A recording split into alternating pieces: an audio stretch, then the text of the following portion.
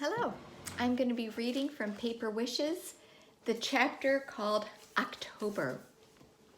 If you remember in September, the chapter September, Manami had gotten sick and she went to the doctor and it wasn't a sick, like a temperature or a cough or achy body, but it was a sick of her heart. And she just was so sad and sorrowful, worried about things with Miss Rosalie and Ron. And Miss Rosalie, remember, comes to visit the house and says to Manami, please come back to school. I miss you so much. And so at the end of the chapter, Manami does. She goes back to school and she everybody's so glad to see her. Kimi says, I've saved you a seat. And all the children, even Rio shouts, hey, Manami is back. And she's happy to be at school. So now the chapter, October. Every day the air becomes a little bit colder and the days become shorter. So right away in my head I'm thinking, the chapter's called October and I can tell the weather is changing to be more like the fall. There are long shadows when I leave my classroom to walk home. The flagpole shadow spikes backward across the schoolyard and the baseball diamond is dark before dinner. Ron says the wild boys have not been in class for a few days. I would be happy about this except that Ron has been looking for them. I want Ron to stay far away from the wild boys who slink in the shadows. I want the wild boys to stay far away from Ron. On my way home, I see Ron under the long shadows talking to two wild boys he's caught. I tiptoe closer. I hear, what are you doing with this? Ron asks, holding a paper. They are informers, everyone on that list, a wild boy says. Passing along papers like this will get you in trouble, Ron says. Let the men pass their own messages. You need to stay out of it. They spy, the wild boy says, even on you. Then they tell the camp police. Come back to school, Ron says. You want to get out of here? You need to be in school. The wild boys leave and Ron tears up the paper and puts the pieces in his pocket. I do not move, but Ron still sees me. Manami, he says. His voice is angry and I think frightened. Go home, now. I run. Mother's garden has dwindled to just 3 mounds of herbs. I help Mother cut the tops off the fruit and vegetable plants. Their stems are brown and the plants have stopped growing. All of the garlic and onions were dug up last month and their dirt mounds are hard. Mother digs the dirt until it is soft and crumbly again. Then she pokes holes in it and shows me where to drop a tiny onion or garlic. These tiny onion or garlic are the ones she saved from harvest. They will grow new onions and garlic for next year. They must freeze over the winter, Mother says. Then they will grow strong for the summer. We leave the herbs. If we don't trim them, they will make flowers. When the flowers grow as large as they can, Mother will cut them and collect their seeds. When we are finished, Mother and I sit on the ground next to the herbs. This was a fine garden, Mother says, better than the island garden. I look at Mother and she must see my surprise. This garden grew tiny tomatoes and cucumbers.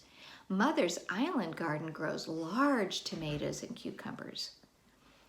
The island garden had plenty of rain, Mother says, so much rain that it only grew shallow roots.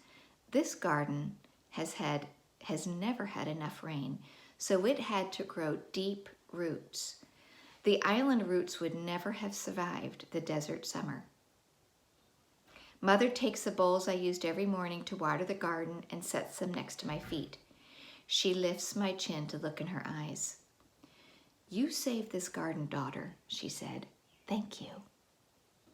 Then she stands and returns to our room. I'm not ready to go inside yet. I sit in the garden and look at what's left. Mounds with onions and garlics buried inside, hibernating through winter's freeze.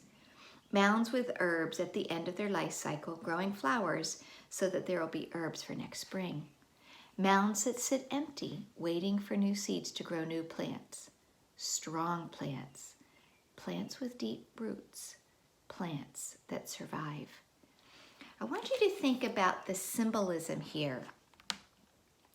What could those plants with those deep roots symbolize. They had a hard, hard summer. It didn't rain much. It wasn't easy. But in the middle of that, they grew these deep, strong roots. How could you compare those plants to Minami, to her dad and her mom and her grandfather and Kimi? What could their experience here be doing inside of them? One morning, Mr. Warden waits by the flagpole in the schoolyard. This is the first time I've seen him since I returned to school. Today, he has brought police camp with him. He has brought camp police with him. Mr. Warden and his policemen make me nervous. When the students are lined up and waiting, he speaks, "Salute! Pledge!" My classmates' voices drone around me. And when they stop, Mr. Warden walks up and down the lines of students. "So many of you do not pledge," he thunders. "Why?"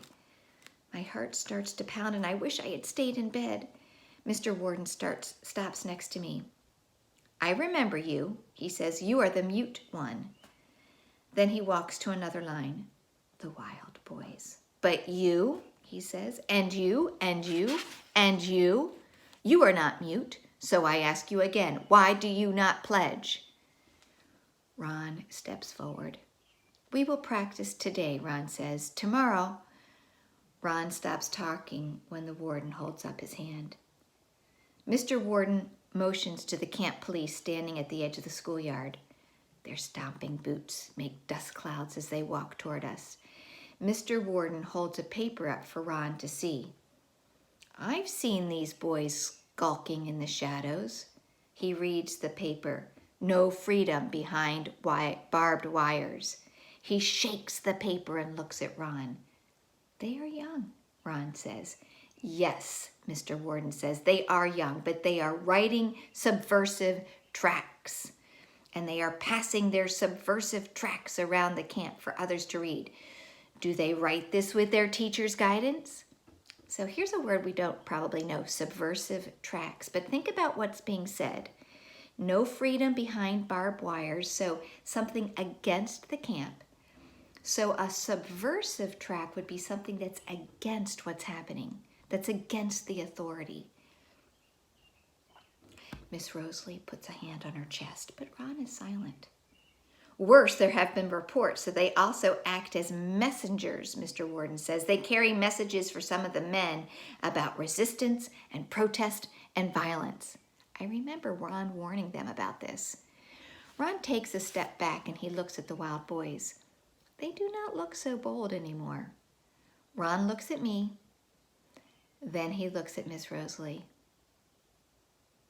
Ooh, that's a little foreshadowing to me. If Ron is looking at the boys, Minami, Rosalie, he's about to do something. "I know about the messages," he finally says. "I've tried to stop them." Mr. Warden motions to the camp police again. "Bring him in for counseling." Then he leaves the schoolyard. The policemen grab Ron's arms. "I come willingly," Ron says, and the policemen release him and walk with him and let him walk. All I can think is that the camp police are taking Ron away and something is wrong, but I do not understand what has happened. "Take care of her," Ron shouts over his shoulder. Take care of her? Mother? Is that what he meant? I want to ask him what he means. I want to ask him what is happening. I want to ask him where he is going and when he will return, but my throat is covered with dust. I sway. Miss Rosalie wraps her arms around me. "Ron," she whispers. Miss Rosalie stares at the Wild Boys. "What have you done?" she says. "What have you done?" Another teacher walks up the steps to the closest barracks and turns to face us. "No school today," he says. I feel the eyes of other students staring holes in my skin. I stand in the schoolyard, my arms around Miss Rosalie, her tears wetting my hair until we are the only two left. Take care of her. I will. So Ron's message, take care of her, who do you think he's talking about? Is he talking about Minami, Mother, Miss Rosalie? By evening, everyone in the prison village knows what has happened. In block 3, they say Ron is honorable. He tried to help his students, the Wild Boys, but they would not be helped. In other blocks, they say Ron is a traitor. He told Mr. Warden and his policemen the names of men who sent the Wild Boys to pass messages. For now, Ron is in jail. Father is allowed to see him for a moment, long enough to be assured that Ron has not been harmed. That night, Mother and Father and Grandfather sit around the table in our room. Like me, they do not speak. I wonder if dust has begun to coat their throats too. The day after Ron's arrest, rain comes. This rain pounds the remaining stalks and stems in Mother's garden into the hard ground. No matter, Mother says, I have collected the flowers and we have harvested all we can. The rain brings thunder and lightning. Dogs cower under steps, chickens squawk and flap inside their coops. The rain churns the paths and road of the prison village into frothy puddles.